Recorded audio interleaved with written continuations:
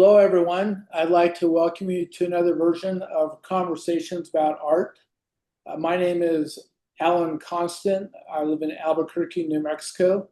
And joining me is Paul Rowland, who lives right outside of Tokyo, Japan. Today, we'd like to welcome Orlando Leyba. He lives in Corrales, which is right outside of Albuquerque. And he's an abstract painter. So we'd like to welcome you, Orlando. Thank you. Thank you for having me. Glad you could join us. We'd like to start off by asking you about your art background, whatever education you've had, and how you've gotten to this place in your art career. Sure. I've been drawing or painting in some form since, I can remember, since preschool, first grade. I remember in elementary school, I would draw cars and planes and whatnot and sell them to my friends for 25 cents each, which back then seemed like a lot of money. And ultimately, my high school didn't have an art program, so I would just spend hours drawing in my notebooks at school, really being influenced by comic books, being influenced by some of the more, for a teenager, somebody like Frank Frazetta really left an impression on me, who I both at this point think, that was kind of corny subject matter, but at the same time, really great techniques in drawing and painting and illustration, I should say. He used to illustrate this comic book called Blazing Combat, which I would just eat up and try to mimic. But in any case, so that was pretty that was pretty much how I spent my high school. And it wasn't until I went to college at the University of New Mexico that I think I was really first exposed to fine arts study. I had teachers there like Nick Abdallah and Timothy App, who taught me color theory. Um, and it was there that I first really dove into trying to become an artist. Although at that point, I still didn't even know what being an artist meant. I just knew that I wanted to be creative. I kind of fooled myself thinking I'll go to college and study architecture and then business and do art on the side. But I did those two things and they just did not click with me. Uh, I was not good at math, so um, those things kind of fell by the wayside, and I finally made a decision just to study fine art, and I'm glad I did. Even though I didn't know where I was heading to. Also, while I was at the University of New Mexico, or I'm sorry, right after I graduated, I decided I was working for UPS and I was just like bored out of my mind. I made a decision to go to graduate school, to art school. And again, my professors encouraged me to do that. I was accepted into the Art Institute of San Francisco and the Maryland Institute College of Art. And my professors told me if I got into MICA, Maryland, to not even hesitate and to just go. So I did, and my experience at MICA was, I tell everyone that's where the light bulbs just went on. I had made a decision to study art education so that I would have a day job. And I did that. I got my master's in teaching from the Maryland Institute. And when I finished that, I still felt like I wanted to learn more about painting. So I enrolled in their Mount Royal MFA painting program, was accepted into that. And the combination of those two programs was just phenomenal. Just phenomenal. It taught me how to organize teaching, being in a classroom, and it also exposed me to all kinds of artistic influences in the painting program. My teachers were from New York City primarily, Sal Scarpitta, Hermine Ford, um, and Babe Shapiro were the three most influential teachers that I had there. And from the Maryland Institute, it just gave me a complete level of confidence and clarity as to what I wanted to do artistically and professionally in the art education field. I was offered a job the day I graduated from the Institute to teach in Boston. Didn't know anything about Boston really, other than what I had read about in history books. So I went up there. I ended up teaching in the Boston area at the Cambridge School of Weston for 11 years, from 1989 to 2000. That was another great experience. I often think of that time as sort of an internship to teaching. The students I taught, they were just motivated and phenomenal. That experience combined with the fact that the school gave me a place to live and a studio was just sort of the best of both worlds, where I got to teach what I worked on and worked on what I taught. So that's kind of a brief overview of uh, 50 years, maybe. I don't know. So where do you teach now? I currently teach at Albuquerque Academy. I just finished my 25th year there. Oh, is that like a high school or a college level? Yes, it's a college prep high school. Okay, great. Well, let's take a look at some of your work now. All my work is certainly derived and influenced by my experiences growing up in northern New Mexico. And what that means is that the land, the water, the landscape, the different cycles of life up there, I've tried to depict and to express in what I hope are ways that are really unique. And in doing so, I'm using all kinds of materials. I'm using everything from oil paint, acrylic paint, casein. I'm using mica. I'm using gold leaf. I'm using diamond dust, glitter sometimes. So much like the landscape here in New Mexico is very dry and eroded, where you can see layers of the past in the dirt. That's what I'm trying to use in my paintings.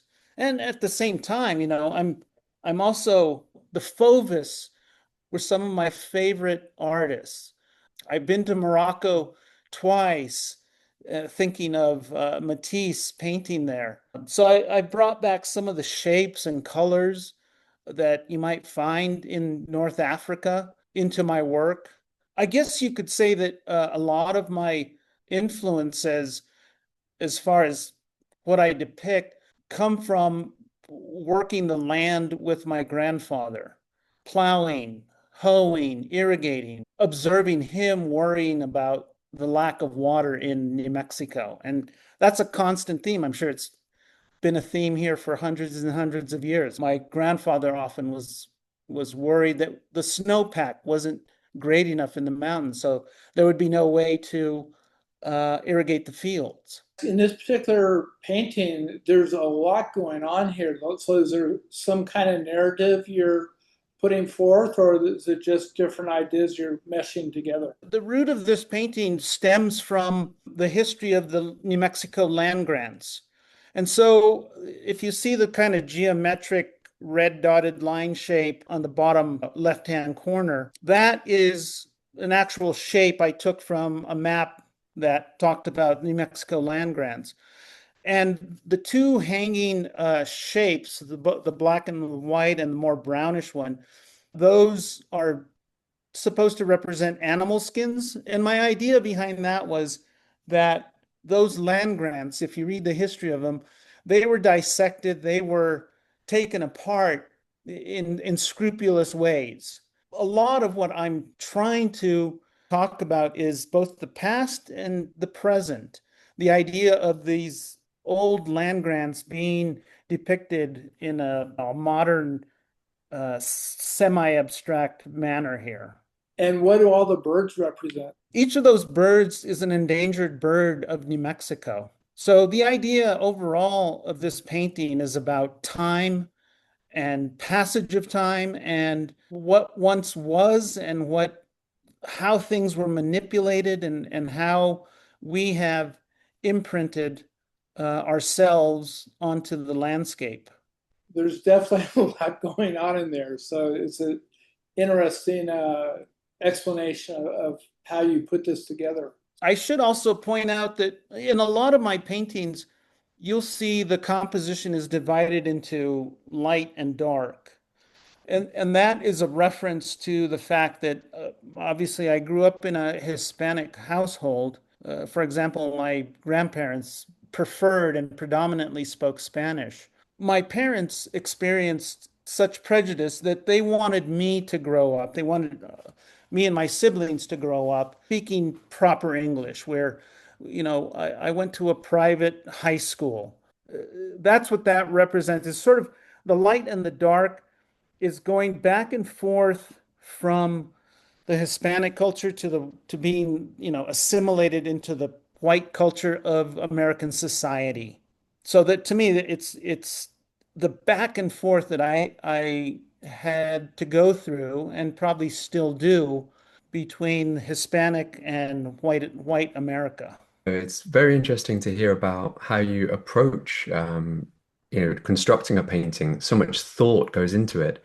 Many of the painters that we've spoken to in these interviews take, quite a spontaneous approach and don't necessarily know what they're going to create. Could you talk us through your approach to this from blank canvas to final product? Like what's going through your head? Initially, I'll start reading about practices and ideas, for example, from the Mayans or from the Native American culture and the Hispanic culture, certainly.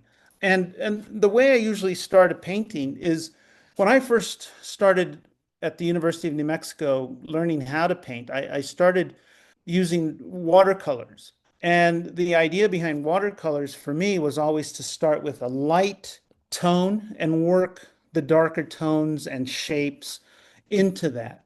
So that's how I start most of my paintings. I will lay down a coat of whitish yellow or gold, and then paint over that. Now, on a piece like this, I'm obviously interested in overlapping shapes. I'm interested in the idea of being able to see through some of these elements to what's behind it, whether it's a linear drawing towards the bottom there, some geometric shape.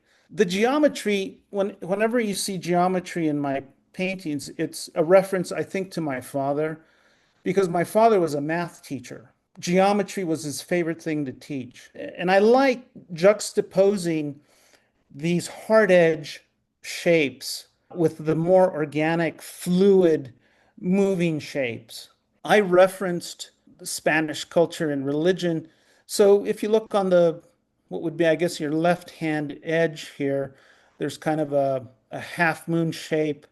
And that to me is, just the idea of poking in the bleeding heart that you see so often in New Mexico. But again, I don't want to paint the obvious. I don't want people to say, oh, that's a bleeding heart. I want people to be able to infer their own ideas onto whatever shapes they see in my paintings.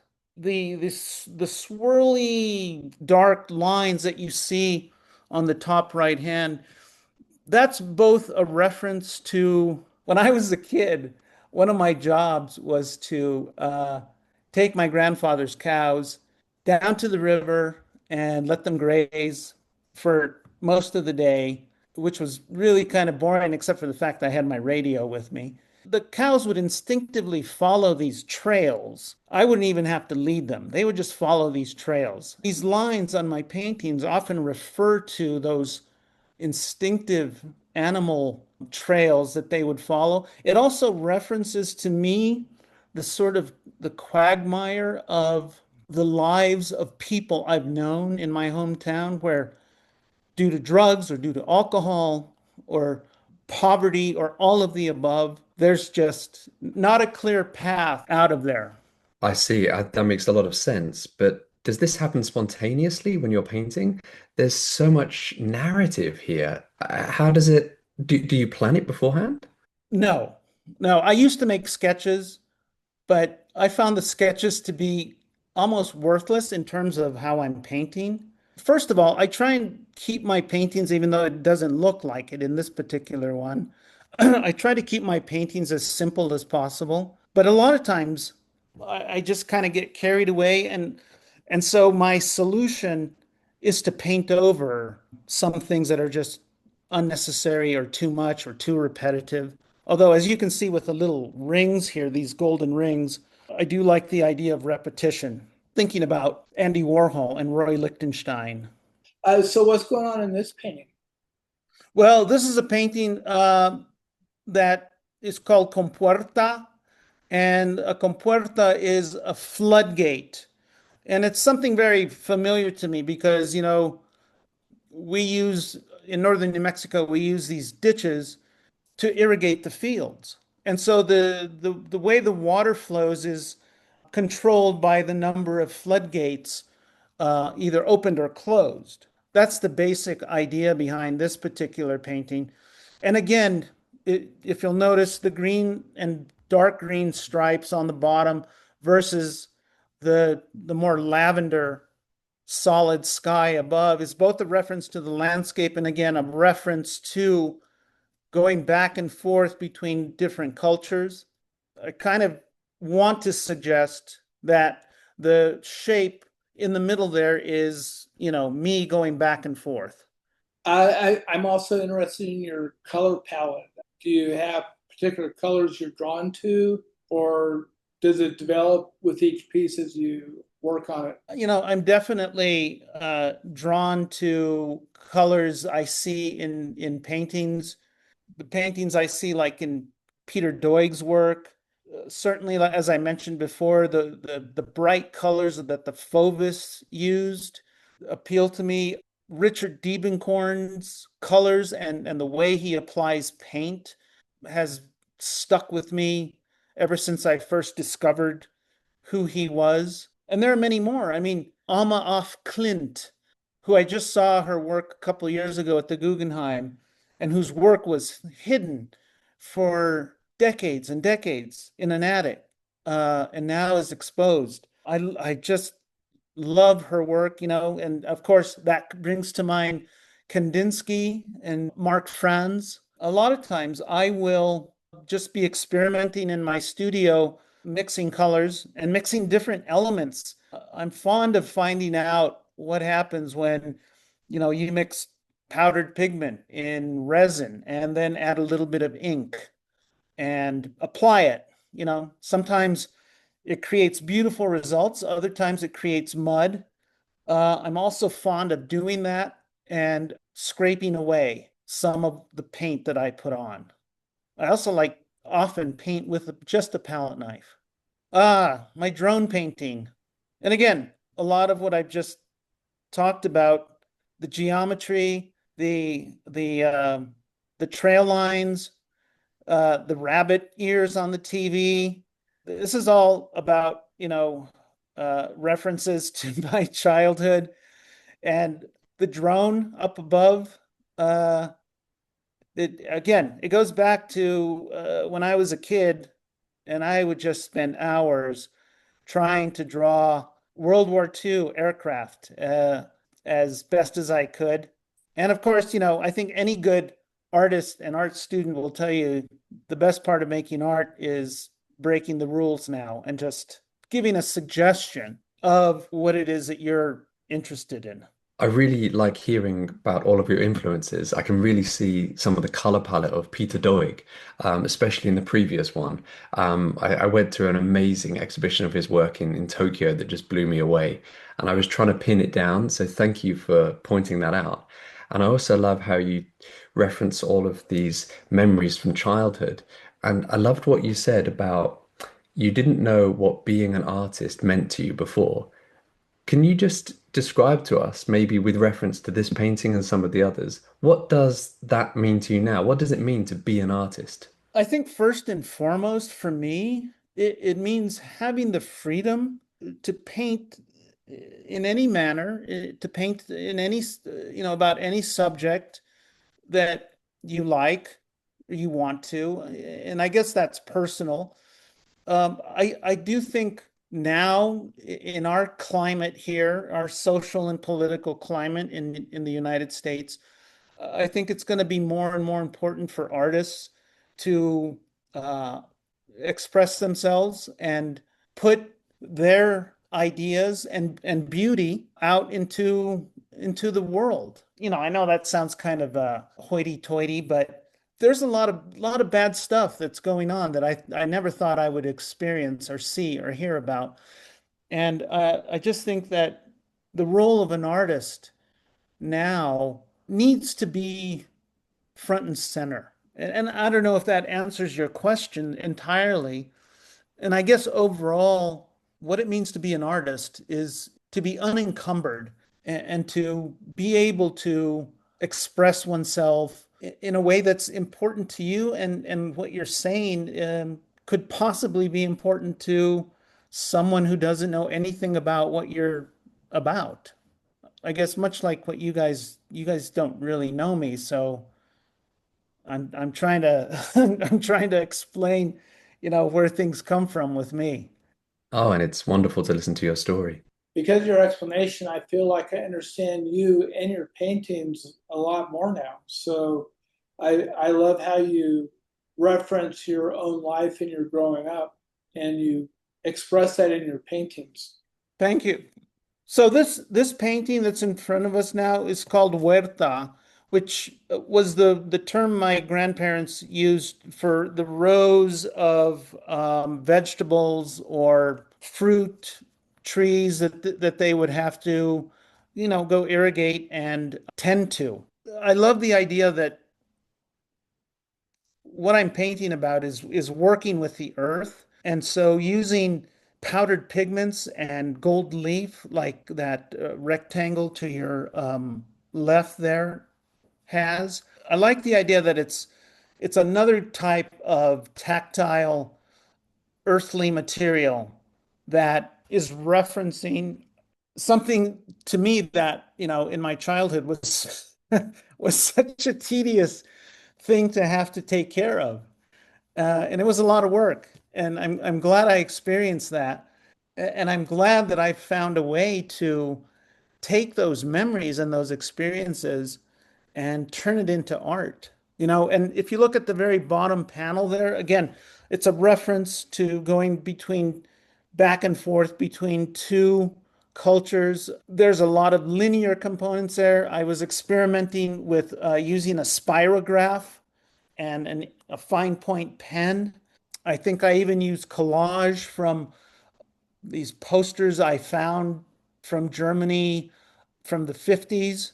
And I'm very fond, if you look at the right hand corner there, that sort of bluish rectangular piece, I'm very fond of using objects that I discover on the street or anywhere in a railroad station. I was in Tangier one time and I remember just collecting an envelope full of interesting scraps of paper that had Arabic writing on them or letters or numbers.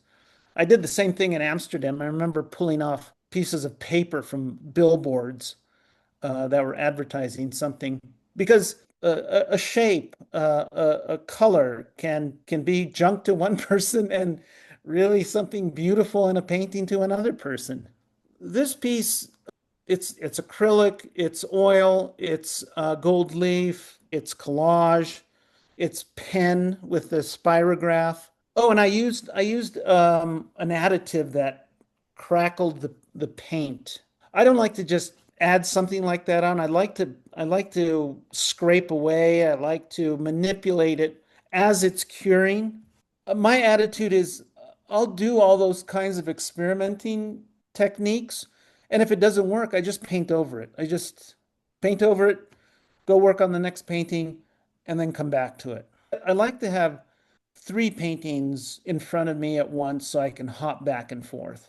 So you use so many different materials. How do you decide to go from one to the next? Is it intuitive, or do you kind of have plan in mind to when you start?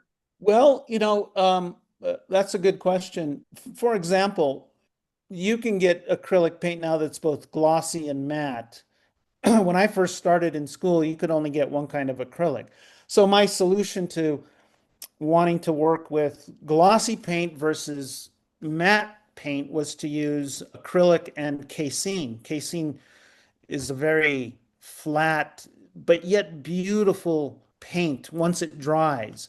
And I do like using inks and paints that I've diluted to the point of them being almost transparent and very fluid.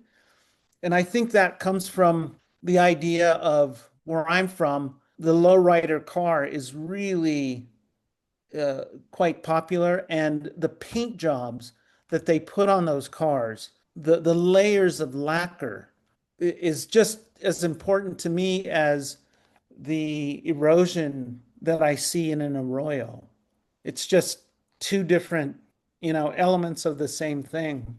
Oh, and also, I don't know if you can see the white line with the white shorter lines on above and below it. I've always had this fascination for airplanes and also in part with UFOs to a certain degree. So I like the idea of using, very man-made shapes and elements with all of this kind of organic and cosmic components. Just the idea of, I like to think that as a species, we're very arrogant and we don't know what's out there. We don't know what's going on in the universe entirely. And I like that. I like that juxtapositioning of our arrogance and our limited knowledge with what might be out there. Yeah, I did get a sense of feels like it's more about space and the universe. So your explanation confirmed what I was feeling. Yeah, well, I mean, I think it's always, that juxtaposition between nature and man. Um, you know, uh, our idea of God and man. You're giving us a guided tour through your work, but I'm interested to know how other people respond to it. What are some of the reactions that you usually get? How do you engage with people? That's a that's a good question. Well, if it helps, my mom's always asking me, why don't you paint paintings that have churches and barns in them so that I can recognize them? But I'm like, Mom, I'm just trying to give you a different perspective on what I see. I think people in general, they are attracted to the richness of the colors that I use. I think they're also intrigued by the weird paint applications that happen sometimes, both deliberately and not deliberately. I strive to make my compositions move and be open to interpretations, like I said before. But one thing that people say to me all the time who have bought my work is like, every time I look at your work, I see something different, which is to me is great. Again, for me as a painter, it's that struggle of, oh, am I throwing in too much? Should I pull back? I'm constantly trying to work on a simpler mode. If you look at this painting on the bottom, I was really quite pleased with that pink section because those were my own sort of interpretations and doodlings of petroglyphs. And the petroglyphs here in New Mexico, I can drive 10 minutes and I'll be at the Petroglyph Park. And those are cool. They're really cool if you've never been to those. The little rectangle with a little crown on the bottom there, that's a reference to the Catholic retablos that usually have saints in them. The two pill shapes on the left, those are a reference to the damage that I've seen within my community of people who have gone down the wrong road with drugs and alcohol. It's all about the social landscape I'm from, the physical landscape I'm from, and my own experimentation. Yeah, you're kind of like a novelist writing an autobiography, but also a biography of your times as well. It's very interesting. Well, thank you. What I really strive for is number one, when you walk into a room, I want you to immediately notice my paintings. And number two, as I said before, I want you to be intrigued and come up with your own ideas about what this is about. What's this one all about? Well, that's sometimes it's a mystery even to me. The mushroom cloud in the top section here, to me, that's a reference to Los Alamos. My grandfather worked there during the Manhattan Project, and again, it's a juxtapositioning of cultures. Los Alamos was a super white scientific area at the time and probably still is. I haven't been up there lately. And it's really about manipulating nature and the chaos of man's destruction. And yet this is so beautiful. The colors are just absolutely gorgeous. The patterns. This is a place I want to go to. It just looks absolutely gorgeous. Well, I want to say it's a beautiful depiction of a place that has created a lot of destruction. Zarcio, this is a reference to the bleeding heart, which is on the left here, and petroglyphs, my own, stylization of petroglyphs, cosmos, movement, both human, animal, spiritual. In this piece, again, I see you divided it into the canvas into two different parts. To me, it brings to mind Rothko. Is somebody like that in your mind, or is it totally different? Oh yeah, yeah. I love Rothko. I think is fantastic. I wouldn't want to mimic Rothko. And to be honest with you, I didn't think very much about him in composing these particular pieces or any of my pieces. I do like the luminous quality of and the simplicity of his pieces, but I think he was on a whole different other plane. It's interesting to.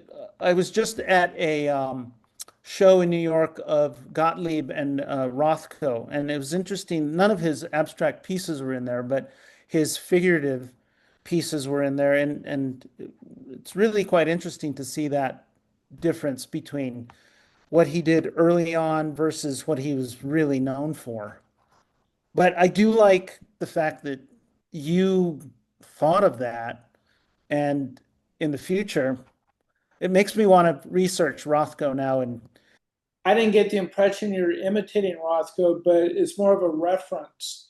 sure, And it sounds like it may have been unconscious too, but especially on the right side, the background has this kind of layering he did that I think is yes, beautiful. It has this beautiful, subtle glow to it. yes, thank you. I think one thing I've thought about a lot, which is like, wow, why are you spending so much time thinking about it, is the line that I use in most of my paintings to divide. I've been wondering, does it have to be that hard edge? And I always come back to the conclusion that that division was pretty clear culturally growing up. But, I think with all things, paintings need to grow, your ideas need to grow, and it's probably time to reassess. But that does make sense what you just said, that the hard line between your reality and other people's reality. I mean, it just makes sense for you. So, I mean, Yeah. Roscoe was coming from a totally different place, culturally speaking. And there's a lot going here too. Yep. I used on the right side there, I used a portion of it's a color lithograph, I think, of a plant from one of those posters from Germany. I'm also fond of, I have a whole collection of rubber and wooden stamps, which I like to use, not in and of themselves, but I like to layer, for example, three different shapes, three different stamps, and then wipe away or enhance by drawing onto those impressions that they left. Top right hand corner, that's a piece of paper I found on the street in Albuquerque. Couldn't pass it up, and I like the linear component of it.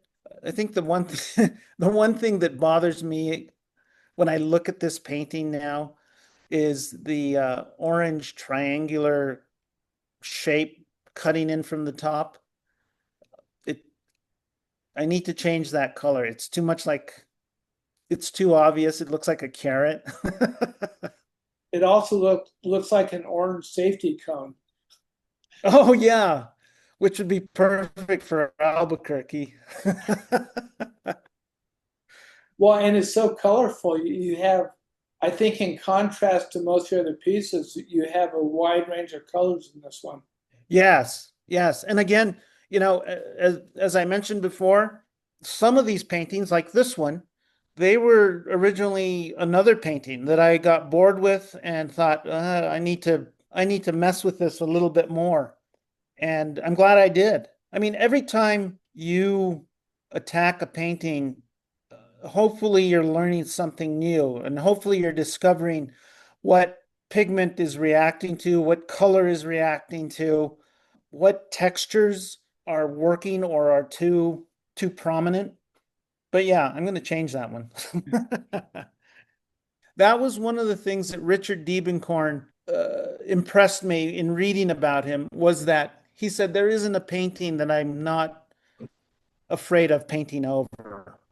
Thank goodness he didn't paint over a lot of his work, but I think it takes a lot of courage to do that. It helps to be bored with some of your previous work. Well, unfortunately, we need to draw this to a close, but Oh, sure. yeah, I feel like with other artists, we could have talked for another hour or two about your work and your process, but thanks so much for sharing so much of yourself and what goes into your work. It helps me to appreciate it a lot more. Thank you. Well, thanks for inviting me. Thank you so Okay, much. take care. Take care.